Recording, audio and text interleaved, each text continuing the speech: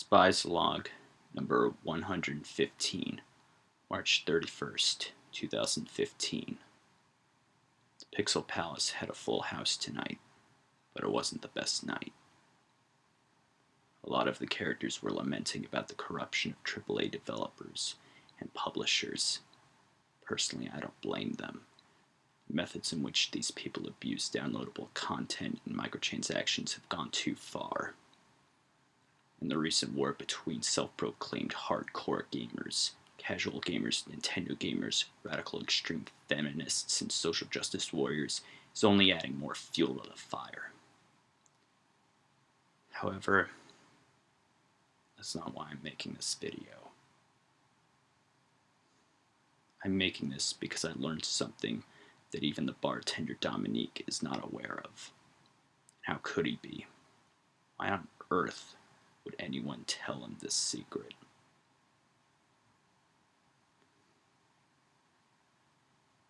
It's the Yoshis.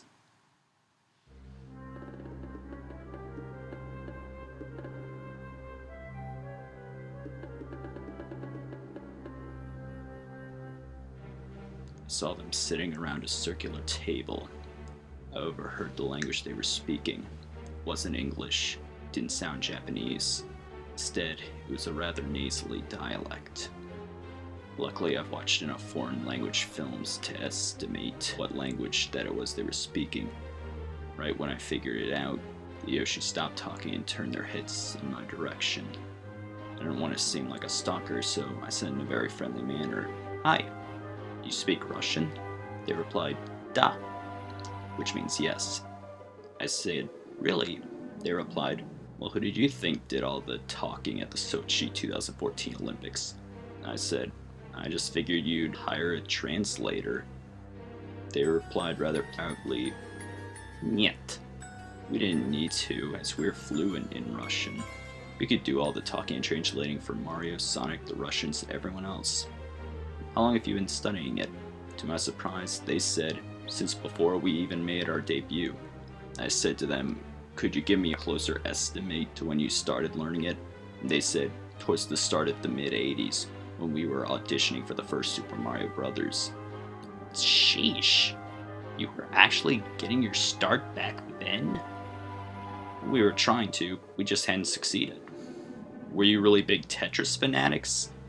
I asked them that because Tetris originally came from the Soviet Union. They stared at me and said, "Excuse us?" They looked half confused and half offended. I was just asking that because the developer Alexei Pachitnov is Russian. When all of you were distributing Tetris, did you become interested in learning about its country's culture? They just sat there in silence, glancing at one another before turning back to face me. They all had a very stern look on their face. I have to be honest, I felt quite intimidated by their demeanor. After a minute, which felt like an eternity, they all stood up and said, "Come with us." I was scared too, but a pushover, so I gave in.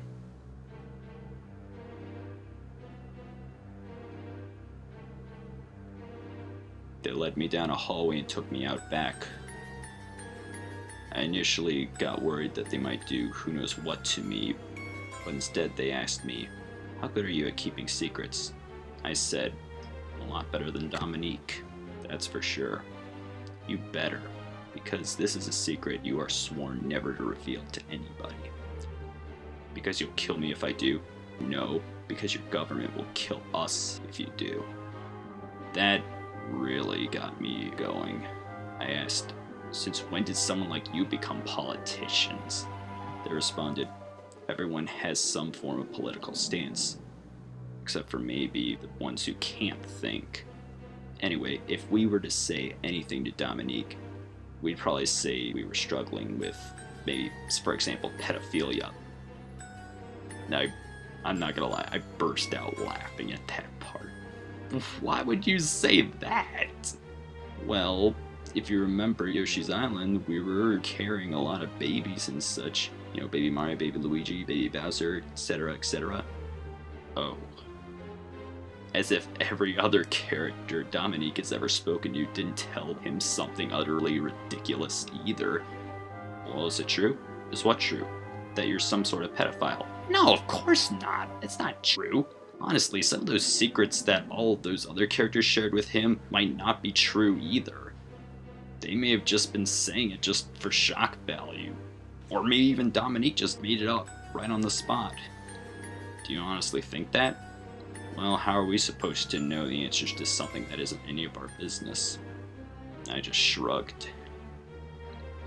They approached me really cautiously and said, "Do you really want to know our biggest secret?" I said to them, "If you honestly want to share it with me, I'm all ears." They then asked me, "Are you familiar with the game theorists on YouTube?" I answered yes. Then they asked me, "Did you ever see the episode they did about the possibility that Mario was a communist?" I completed the sentence for them. They nodded and said to me, "Have you ever wondered why we Yoshis never take off our saddles?" That had never really occurred to me, but since they had my interest, I said, "Shoot." They leaned in closer to me, to the point where I could feel their breath on my face. They whispered into my ear, "There is a communist among the Mario world, but it's not Mario." This had me shocked to learn that there was a real communist amongst them. I asked, "Well then who is?" "Do you recall the opening theme to our game Yoshi's Island?" I said, "Yeah. Why?" "Does it sound like any other famous tune?" They then proceeded to remove their saddles, which, keep in mind, are all red. They turned them over and showed me the underside of them. As the moonlight overhead lit up the surface, I saw an image on the saddle. What it was had me astounded. It was their classic Starman, obviously, which, if it was just that, I would have been thinking very little, but underneath was what looked like a primitive mallet, alongside a crescent moon, attached to a handle. It then hit me to what piece of music that opening theme they mentioned sounded like.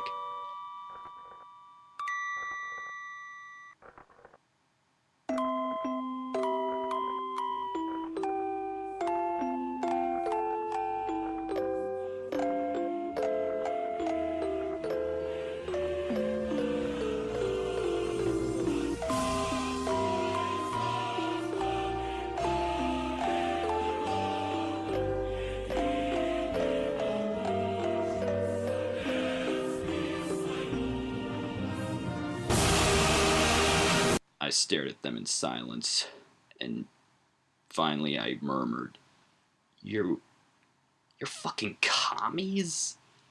They said to me, "Hey, we're not the kind of communists that the capitalists think of. Those commies aren't even actual communists. They're frauds. The majority of those phonies are. They ruined communism, which is why it has a bad name.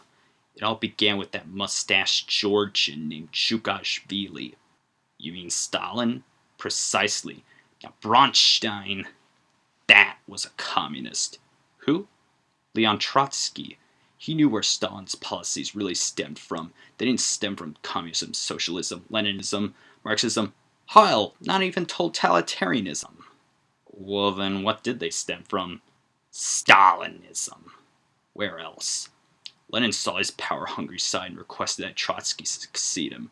But that tricky tyrant knew how to slip through their fingers. Once he did, whatever good name communism had it stored for itself was lost. Soon more corrupt leaders followed, further damaging communism's reputation. What they completely ignored was that in actual communism, everyone gets paid the same regardless of their occupation. The government pays its citizens to go to college because they have the grades and intelligence to do something someone else could never do." I said, "But if the job someone does is exhausting, demanding, or even dangerous, why should they get paid the same salary as a ditch digger?" They'd all just scowled at me and said, "You're sounding just like a greedy capitalist who only does something simply because he gets paid." I quickly apologized and said, I'm sorry, I just don't see how the public would ever agree to something like that. And they said, of course, that's where the government steps in to aid them. We do what we can to make the best with what we have. In fact, to be 100% honest, civilized society can only come as close as it can to primitive communism. I said I don't follow. The indigenous American societies had no hierarchical social class structures or capitalist accumulation, which is what we Yoshis have. Ask yourself, do you see influences of European colonialism in how we live and how we thrive with nature on our lovely island? I stood in front of them in silence. We thought so. We are simply one with nature and we'll continue to be. The civilized societies may not be, but that doesn't mean they're unable to try to better themselves. Until then, we will watch over them and their deeds. We, the Yoshi comrades, will always be there to help those who truly need it and truly deserve it. That is the name that communism deserves to have. We will always fight for that name. The mighty USSR may have fallen, but socialism and communism will continue to thrive, and it shall become what it should have become. We are proud, dignified, loyal communists, and we are damn well proud to be. Until then, Dostoevsky.